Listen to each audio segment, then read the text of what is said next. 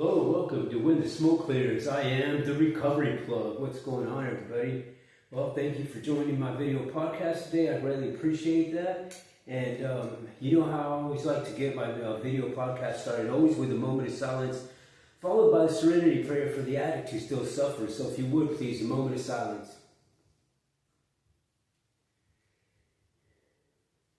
God, grant me the serenity to accept the things I cannot change, courage to change the things I can, and the wisdom to know the difference. Alrighty, let's get started. Man, how's it going, everybody? I hope everybody's having a great day. I know mine has been blessed, and I hope that everyone who's listening to the podcast this day has been blessed as well. And have been, my videos always are, I like to talk about addiction and recovery and life in general, and how life is through the addiction and life is through the recovery. And I got one of the things that I've been doing in my recovery is I do quite a bit of reading, and I've recently picked up a book by Gregg Braden, which is an extremely educated person. This guy is philosophically. I mean, this guy does, all kinds of stuff. He's a very smart man. The government, he does a lot of work for the government, but he also teaches a lot about philosophical and wisdom, and how to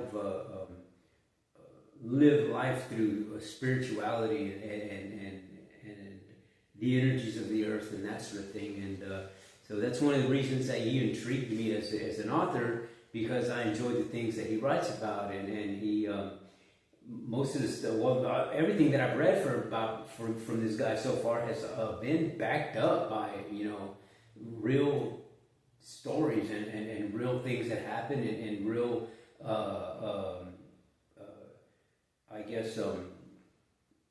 scientific data that he has, through these things that they test or whatever that they do, but nonetheless, really informative stuff that he has to say, and I enjoy reading a lot of this stuff because it's allowed me to add a little bit more to my recovery arsenal, and to help myself in my journey of positivity and recovery. So it's been great. But what I'm going to do is I want to pick up this book here, and the book is called The Wisdom Codes, and very, very freaking good book. And what I'm gonna do is I'm gonna read a little bit of this book, and then kind of elaborate on what we read or what I read, and then let you know how I think it interacts with my recovery and my in my life and that sort of thing. So maybe this will help you as good and put a positive note on your day, just like it has mine. So let me open the book up, and first of all, here's the book here so you can see it.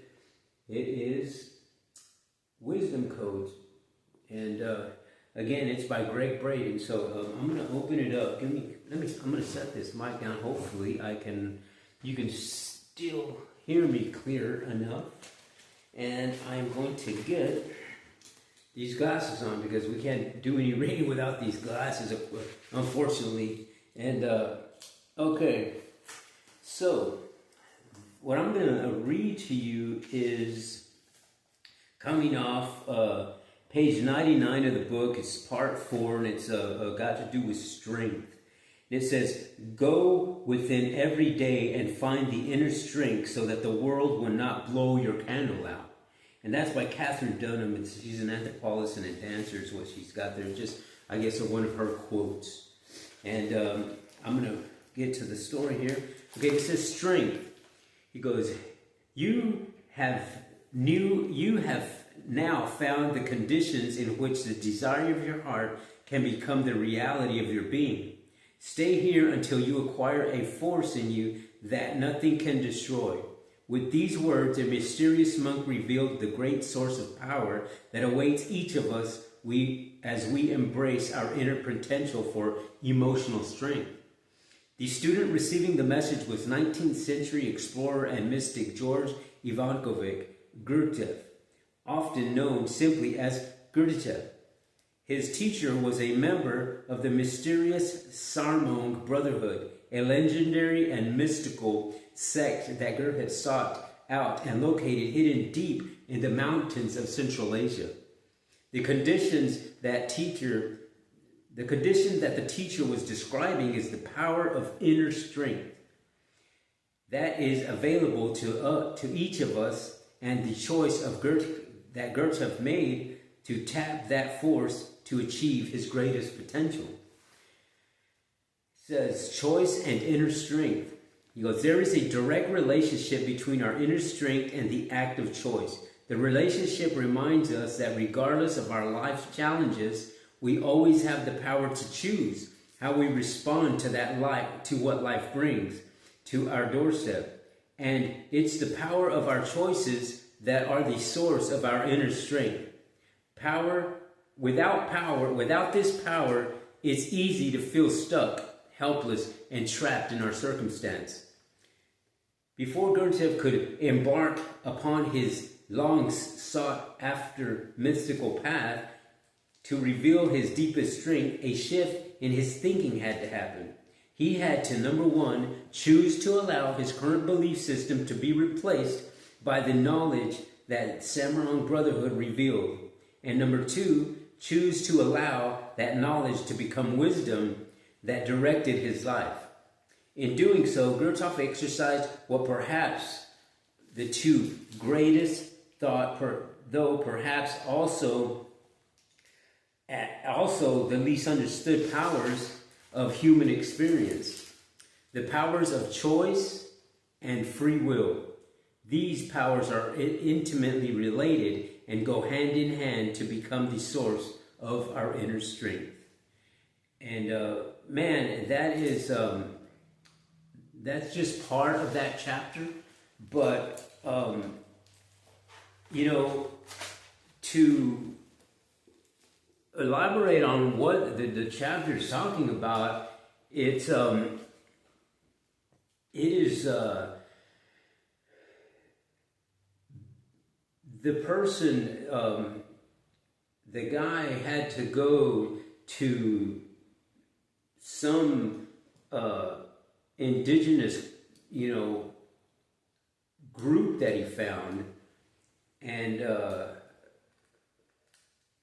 he decided that he was going to follow that group's way of thinking and how to live your life through those exercises that they had, and that's like this part of the let me go back to what the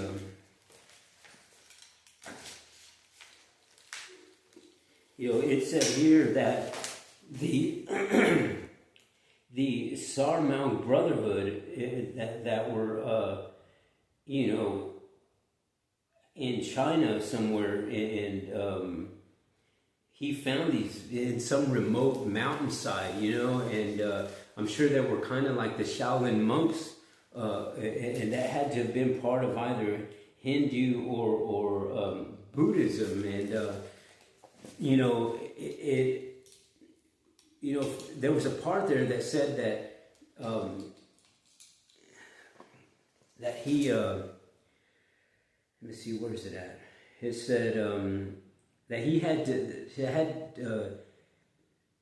to change the way he thought, you know what I mean? And the one was to choose to allow his current belief system to be replaced by the knowledge that of the Sarmong Brotherhood and what the Brotherhood revealed. So the way he was thinking and everything that he believed in had to stop, and he had to now in turn think the way they thought for their belief system to work with him. And number two, he had to either choose that or choose to allow that knowledge to become the wisdom that directed his life. To me, that right there, the other part of that is to choose the to choose the knowledge to become the wisdom, that to have that group's knowledge become the wisdom to move forward and the way he was going to lead his life. And man, to me, that is just amazing, because practices that were dealt with people in these different cultures 3,000 years ago, and part of the wisdom codes deals with Hinduism, deals with Christianity, deals with Islam, deals with Buddhism. And all of those cultures and religious, spiritual beings have these same concepts that they use and that they believe in, which is just really intriguing to me, because this guy decided that he was going to live his life that way. Whatever he was going through before he got there, it wasn't something that was making him happy. It was something that he was searching for to fill voids of. And to gather somebody's knowledge and wisdom through their teachings and their stories and stuff like that, it brings me fast forward to today, and to put it in perspective in my life and in my journey. I could feel the same thing that guy's feeling, because I was living my life at one point just blind and unhappy and just didn't know what I was going to do, where I was going to go. All I knew that I thought one way but felt a different way in my heart and soul. But when you are dealing with one type of mentality and dealing with one type of feeling, a different feeling in your heart and soul, you have to pick and choose. You have that free will to pick and choose what you're going to do about that. And for most of us, I know in my personal journey, I chose what was readily available here. You know what I mean? Because I didn't want to dig deep in here to see what was really the problem in how I felt in my heart and soul. What I was doing was just living life in the present, and whatever I thought that's what was going to happen, and that's what I was going to feel. That's what the manifestation of my actions were going to be, exactly what I was thinking at that particular point in time. And for the last about 4 or 5 years back, was just living in the addiction, being homeless, being out on the street, living the street lifestyle, living in a motel, living in tents, living in just out in the street, going from one place to the next on a daily basis, and selling and doing drugs to maintain that lifestyle. And it just was just an unhappy and unhealthy way to live. And I knew how to live because a different way, because I had before I relapsed the last time. You know what I mean? So that there was a part of my life, that I lived sober for a long time. You know what I mean? And that was about 10 years. I lived sober and just living my life for about 10 years, clean. And I would do things during that stint of sobriety that was, all of my actions were healthy and positive actions. And that was because, and I attribute this because I engaged myself in a faith-based community and a recovery community. Those two were two specific things that I was engaged in my life that I feel have to be there for me to live that type of lifestyle. And the very second that I stopped doing that was the very first second that I went back to the addiction, back to the anger, back to the depression, back to the sadness, back to the dealing with childhood traumatic experiences. All those feelings just came back all in one. It's like this big old ball of freaking negative energy that just kept hitting me. And the only way I knew how to deal with it was by using. You know, that the immediate thought for me, particularly in my journey and in my life, was easier to pick up and use. And you know, it wasn't until I just got tired of it one day. One day I just had enough. It was. I could remember being in just sitting there thinking, I need a change, and I decided to use you know, the codes, the wisdom codes. In the wisdom codes, it's nothing more than just reading words. Okay, you know, words are powerful in the way they're put together. You know, words can be put together in a way that can just knock people down in a swoop of a hand. You know what I mean? I mean, you're talking, there's words that can pierce you so bad they'll knock you down to the ground in an instant and just crumble you. You know what I mean? You know what I'm talking about. If you've been dealing with sadness, if you've been dealing with depression, if you've been dealing with, you know, childhood traumatic experiences, or if you dealt with PTSDs or drug addiction, you know exactly what I'm talking about. You know, words can just in a fleeing swoop wipe you out, and you're stuck in this stronghold of negativity and darkness. And but also words can be put together in a way that somebody could gather these words in this ball of energy and throw them at you, and man, they will pick you up like the freaking wind picks up a feather, and you'll be floating on cloud nine, man. And I know this to be true because it's happened to me. I remember just using a few words and asking my higher power, please intervene in my life and do something for me because I can't anymore. And he did, man. And I got picked up like a freaking feather in the wind, and I've been blowing ever since, man. I've been blowing the way the wind takes me, however my higher power decides to take me, whatever he decides to put in my life.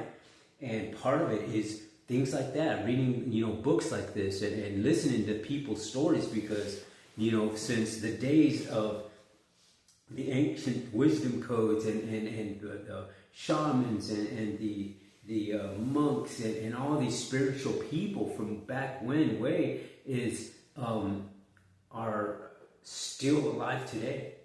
You know what I mean? Imagine that. So words that were spoken way back then can be spoken today and still have the same effect to move somebody up, to move somebody in the right direction. You know, that's amazing to me that's able to happen. And, you know, a lot of people think that, you know, I used to think myself too, you know, I used to think that, you know, getting out of a rut, getting out of something that's bounding you down was just like this whole thing, like there's just no way it could happen. And I remember being in the addiction and thinking, man, there's just no way I can get out of this. My life, this is where I end up. And I know not to be true, you know what I mean? I know that, you know, just those few words that I asked my higher power to do, man, he's picked me up and put me in a place where, you know, I'm ecstatic and I'm grateful and I'm happy to do these podcasts, to share my stories and to share my visions and to share my, you know, things that I learn, things that I hear that help other people. And I know to be true are those types of things that I like to share on the podcast, because, you know, if I could just help one person come to the world of recovering positivity within my due diligence and service work is being done, man. And that to me is amazing, and it makes me feel good. It's therapeutic for me, and that's why I do the podcast, because I enjoy it. I enjoy talking and speaking and you know, sharing to perhaps maybe help somebody else, you know, because I know that I had to hear it from somebody else for it to work for me. I had to hear somebody's story for me to get 10 years of sobriety.